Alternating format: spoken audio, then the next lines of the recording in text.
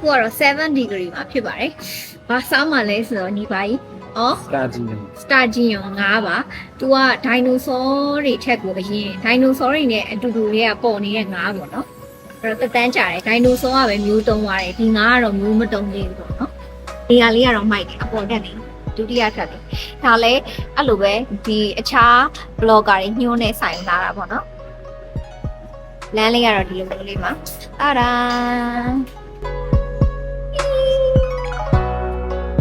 ဒါကငါးဟော့ပေါ့တပွဲဆိုလို့ရှိရင်ဒီလိုအရွက်တွေအစုံပါတယ်မှုတွေပါတယ်ဟင်းရည်တိုးပါတယ်ဒီငါးကပွဲကြီးပေါ့နော်ဒီမုံတို့မှာရတာပွဲကြီးအဲ့လမ်းညိုနေအခြေရယူလာခဲ့ပါတယ်ဒီမှာစားတာအခြေရမကောင်းဆိုလို့ဒါပေမဲ့အခုတော့သူတို့ပေးထားတာအမှုန့်ဘာတွေလဲမသိဘူးအဲ့ဒါကြီးဒီလိုချောင်းဆိုးလို့တောက်တာလေးပါကိုရပုံလေးဟိုတမယာလေးညှစ်ပြီးစားတယ်မခွင့်ဘူးအဲ့ဒါအချက်ပြအခြေသွားလေးရနေရရှိလာတယ်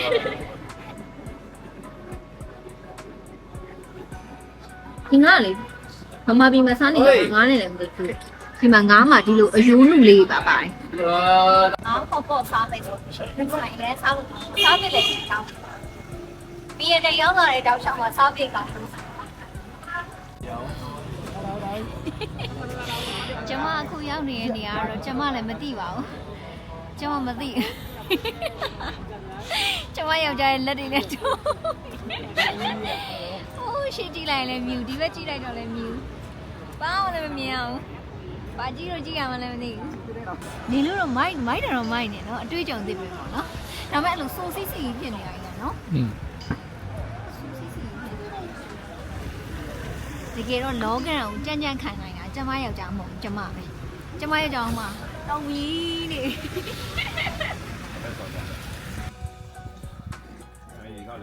ခလေးလေးညတော့လေဒီကနေကစိုးစားတာလေမိုက်တယ်ဒီလိုမျိုးလေအရန်ပူနေတဲ့အချိန်မှာနော်ဒီလိုမျိုးလေးစားတာဒီမှာလေဗီယက်နမ်ဒီလိုမျိုးဒီ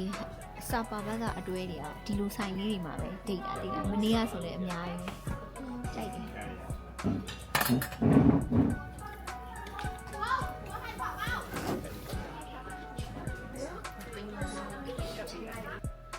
အေးရုံတို့အခုလာတာလေအဲ့လိုဗီယက်နမ်တွေဘာတွေသွားကြတယ်စာပါဘတ်သွားတယ်ဆိုဟိုလက်ဝါးကြီးတိလာအဲ့လက်ဝါးကြီးထဲကိုဝင်တာအဲ့လက်ဝါးကြီးထဲမှာအများကြီးရှိသေးတယ်အခုကဝင်းကြီးဘယ်လောက်ပေးတာတယောက်ကို250ဟောတယောက်ကို250တဲ့ကားပါပါလားဟုတ်တယ်ကားကြီးပါပါတယ်တဲ့အဲ့ဒါရေတကွန်ကိုလာတာရေတကွန်မသွားနိုင်ဘူးဟိုးအောက်ထိဆင်းရမှာဆိုတော့အခြားလူတွေကလည်းအဆင်မပြေဘူးတဲ့ဘာလို့လဲမသိဘူး Osmo Pocket ထဲမှာမြင်ရတာနဲ့အပြင်မှာမြင်ရတာနဲ့ခြားစီပဲအပြင်မှာမြင်ရတာအရန်လှတယ်ပိုးစိုးပတ်ဆက်မတရားလှဘာလို့လဲဆိုတော့အရန်ဝေဝါးနေတော့ဒါကတော့ဘာလဲအိမ်လေးပေါ့နော်ဟိုးအောက်တွေမှာလည်းရှိတယ်ညီကတော့မလိုက်လာဘူး။အိုမိုင်းဒီနေရာတွေကလာမယ်ဆိုလို့ရှိရင်လေတနေရာကိုလေအေးဆေးဆေးနဲ့တရက်လောက်လာရင်တော့ရတယ်။ဒါမဲ့အရင်အေးတယ်4 degree တဲ့။ရှင်မနားအုပ်တာမဝယ်ထားရင်တိုင်ပတ်မှာ။တာတန်ဒီတည်းကကြွားအောင်မယ်ဒီအင်ကြီးလေးကဟာအောက်လက်မောင်းကနေပြီးတော့ဝယ်တာဒါပေမဲ့ရှင်မကတော့သွားဝယ်တာပေါ့နော်ဒီအင်ကြီးလေးကိုဝယ်တာနောက်ထပ်အင်ကြီးတစ်ထည်ပါလက်ဆောင်ပေးလိုက်တယ်ရှင်မကပတ်စံမယူလိုက်ကျေးဇူးများကြီးတင်ပါတယ်ဒီလိုအင်ကြီးလေးတွေပါလို့လည်းအဆင်ပြေတာအောက်လက်ကပဲဝယ်နိုင်တယ်အခြားအနွေးတွေကြတော့လေဈေးရန်ကြီးတော့မဝယ်နိုင်ဘူးအောက်လက်မှာဆို9000လောက်နဲ့တော်တော်လေးကောင်းလေးရတယ်နွေးလဲနွေးရလေOh my goshလာဟိုဘက်အောက်ထဲမှာပါလမ်းနေရှိသေးတယ်သွားမယ်ဆိုရင်မှုအကြီးမားကြီးကိုတွေ့ရတာပဲဟိုးမှာထိတ်ဆုံးမှာရှိနေတဲ့ကျမရဲ့အောင်မြင်မှုကြီးရုပ်ကြီးကိုလည်းမေးကြပါအောင်ထိတ်ဆုံးကိုရောက်ပြီဆိုရင်အောင်မြင်မှုတွေ့ရတယ်လေ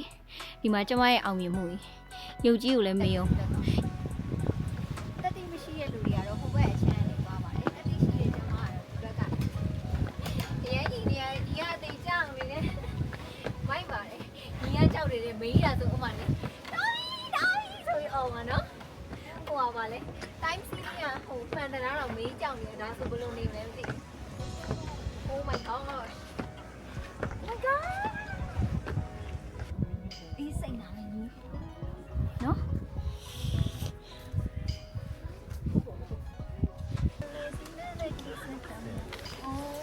လေးကတော့ထင်သားတာကလေးလေးမကြည့်ရဘူးထင်သားတာကလေးလေးအဆင်ပြေဘလူးလေးလည်းမသိခံစားချက်လေးကြိုက်တယ်ဒီနေရာတွေမှာတော့ဒီလိုတွေအေးနေရုရှားတို့ဘာလို့မနော်သူတို့ရာသီဥတုကျန်းနေဆိုတာတော်တော်ကြီးကျန်းလို့ဖြစ်ပြီနော်မသွားအောင်နော်ဒီလည်းမသွားအောင်မလားကလေးမသွားဘယ်ကောင်မှမနေလိုက်တာမှန်ပါရဲ့နော်နေဒီလိုရိုးရိုးပဲဆင်နေပါနော်ဒါပေမဲ့ညီကလေးလေးကနေနိုင်လို့နေနိုင်တာညီနော်ညီမရအောင်နော်နေရကြလာတော့တော့တားကြမှာညီရောအပူရောတဲ့ရလာကြတာ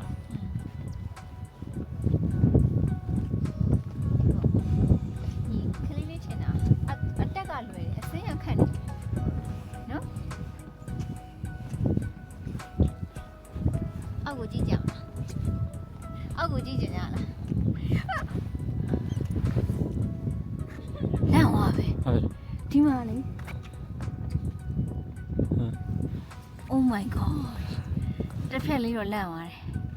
သိပြီလားတော့အောင်ရတယ်မလေးတစ်ဖက်ကလေးလန့်သွားတယ်မလေးဒိန်းဒိန်းဒိန်းဒိန်းဒိန်းဒိန်းနဲ့တော့နေသွားတယ်ညနေတော့ဒီတစ်ချက်တော့လန့်သွားတယ်ဒိန်းကနေပဲအနေအကြီးရဒီတစ်စက်နေမှာတော့ပထမအောင်ဆုံးချိန်ကေပဲကားစီးပြတာပဲဖြစ်ပါတယ်ကြိုက်သေးဦးမှာတော့မစီးဘူးပဲဆိုပဲဘာမှမမြင်အောင်နော်ကောင်းကင်မှာကိုယ်ပြန်ပြန်နေနော်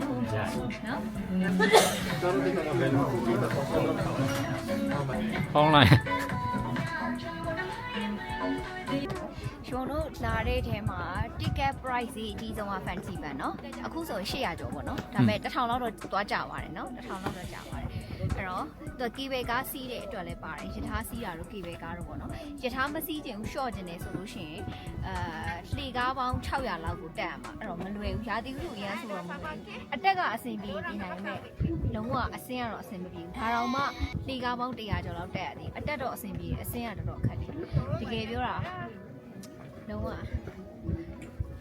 တောင်တက်တယ်ဆိုတော့လည်းအဲ့လိုမျိုးတော့ရှိတာပေါ့နော်ဒါပေမဲ့မိုက်လားဆိုတော့လည်းမိုက်ပါတယ်ဒါပေမဲ့နောက်တစ်ခေါက်တော့ထပ်မလာတော့ဘွားမှာရောက်ဘူးတယ်ပေါ့ကွယ်ဒီလိုမျိုးအမြင့်ဆုံးဒီဘုံထင်ထားတာအပေါ်မှာအရန်ကိုနေရခက်ပြီးတော့အရန်အေးနေမယ်ထင်တာဒီအပေါ်ရောက်တော့ဘာဖြစ်လို့လဲမသိနွေးနေရုံနည်းနည်းတော့ချွေးပြန်နေသလားလို့ဖြစ်တယ်နော်ညီနော်အဲ့ဒါဘာသဘောလဲတော့မသိဘူးဒီပစိုးနဲ့အုပ်ပေးလိုက်လို့စားတော့ဖိုင်ကြလို့မောင်းနေပါလားဆရာကြီးကမိုက်လိုက်လား sorry အကုန်ပေါင်းဆက်တာdamn bro ညီပြလိုက်လေဒါဘယ်ကပစိုးလဲUKကဦးကြကြောဦးကြကြော်ရဲ့ပစိုးလေးနဲ့အခုဆိုရင်တော့ fancy ပန်းမှာဝင်လည်းမဝင်လဲ VNN ထိဝေးတာဝင်လည်း VNN ထိဝေးတာရှိရတဲ့ထဲဟုတ်လားအဲ့ဒါပဲပစိုးဆိုတာလည်းအေးကျင်လည်းရတယ်အေးကျင်လည်းရတယ်နှွေးကျင်လည်းရတယ်အိုးအေးကျင်လားလှန်လိုက်အောင်မယ်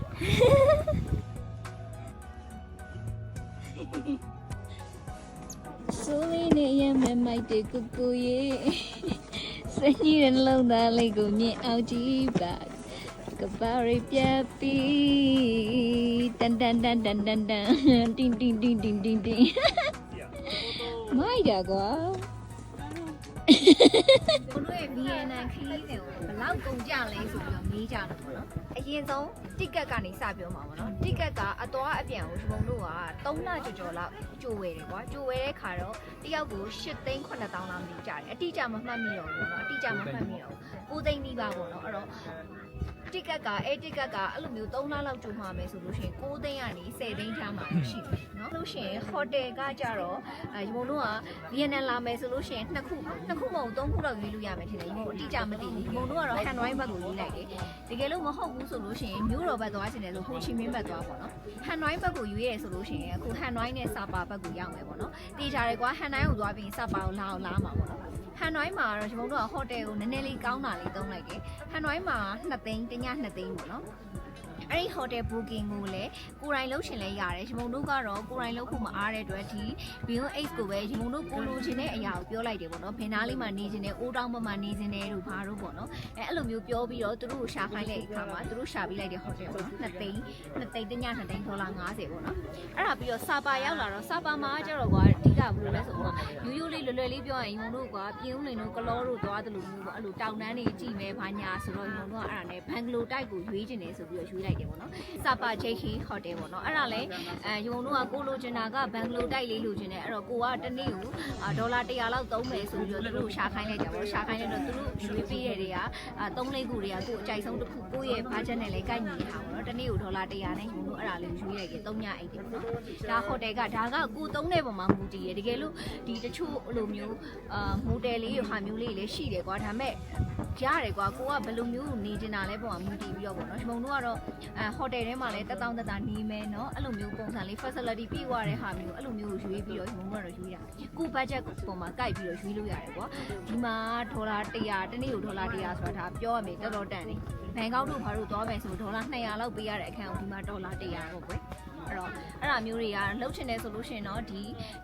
ကိုယ်တိုင်လုံးမယ်ဆိုလည်းရတယ်ကွာဒါအကူရာတို့ဘာလို့မှကောက်ကက်ရှာလို့ရတယ်ဒီမုံတို့ကတော့ကိုယ့်ကိုမရှာတော့ဘူးပြင်းလို့ပြီးသွားလို့ရှိရင်လည်းအဲ့လိုသူတို့ပို့ရှာလို့ရှိရင်ကွာသူတို့တွေဆိုလို့ရှိရင် promotion တွေပို့ရတယ်ကိုယ့်ဘက်ကိုထပ်စားလို့ရှိရင်လေအားကြောင့်မလို့သူတို့တွေကိုပဲပေါ့နော်ဒီ H ကိုပဲ ticket လဲ